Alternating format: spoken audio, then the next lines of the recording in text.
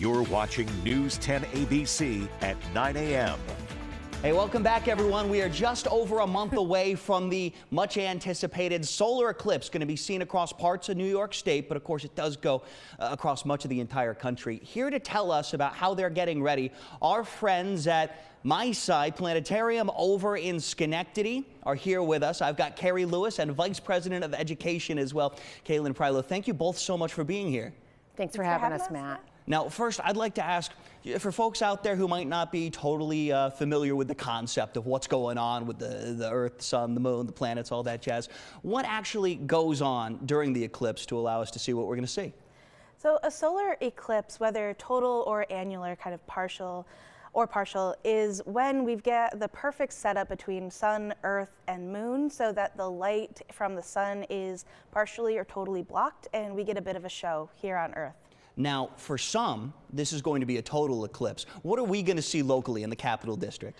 We still have it pretty good. We've got a 97% totality here in the capital region, but totality is just a fairly short car ride away. Major cities, Rochester, Syracuse, Tupper Lake, they all have huge events going on because they are right there in the path of totality and pretty close to us if we're willing to do that short car drive. And I've been looking locally. You just have to go as far north as Scroon Lake on the Northway to get within that totality briefly. Now, Kaylin, I need you to tell me, what are we doing over at MySci? What type of programming is going to be going on there for folks getting excited about the eclipse locally? So the timing of the eclipse this year is kind of at a weird time for kids who are going to be in school or people who are working during the day. So we opted to take more of a public information route for our eclipse programming this year. Starting this Wednesday, we have some classes that are designed just for teachers so they can bring the magic of the eclipse right into their classroom. They'll learn a little bit about the science of what's happening behind the eclipse and some lesson plans and activities that they can do right with their students. So that's our Eclipse Ambassador program. We're running 3 sessions of that for teachers in the region. We're also running some programming right for community members. So that's our Eclipse Enthusiast class. Those are taking place right at MySci. Again, the first class is taking place Wednesday evening. And then finally, we have some workshops and outreach programming that we can bring out to schools and bring right to K through 12 districts in our region to, have that programming right on site, learn about the eclipse, learn about safe eclipse viewing.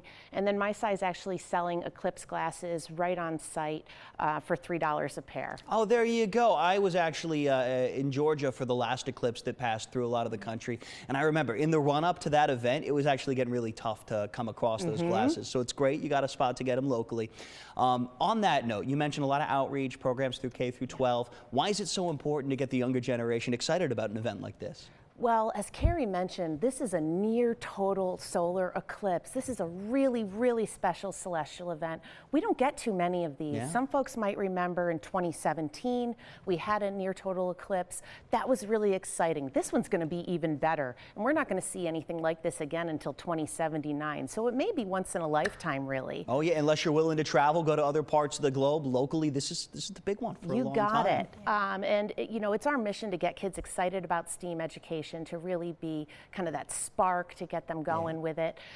So we think this is a very special event, and we're excited to kind of bring that wonder out to folks. Oh, that's great. Now, we only have 30 seconds left. Really quickly, I wanted to touch on why is it so important to have those eclipse glasses? How do you look at an event like this safely? Well, we all know that we're not supposed to look at the sun, but when a lot of it's blocked off, it can get pretty tempting. When it comes to looking at the sun, you need to filter a lot of that light, or you need to project it onto something else that is not your eyes. So there are a lot of crafts and things we can make and do together for that projection. But when it comes to safe solar viewing through filters, you want to make sure that you have certified safety qualified lenses. It's a special thing that you can't just kind of whip together with a bunch of layered sunglasses or something like that. And so we're happy to kind of have that safe option available at MySci. And remember, MySci is a place where you can get them locally. They're a great resource. We thank you both so much for being with us. Thanks so much, Matt. Thank you for having us. Of course. Hey, coming up on the other side of this short break, we got more news and weather with myself. It's Steph. We'll see you then.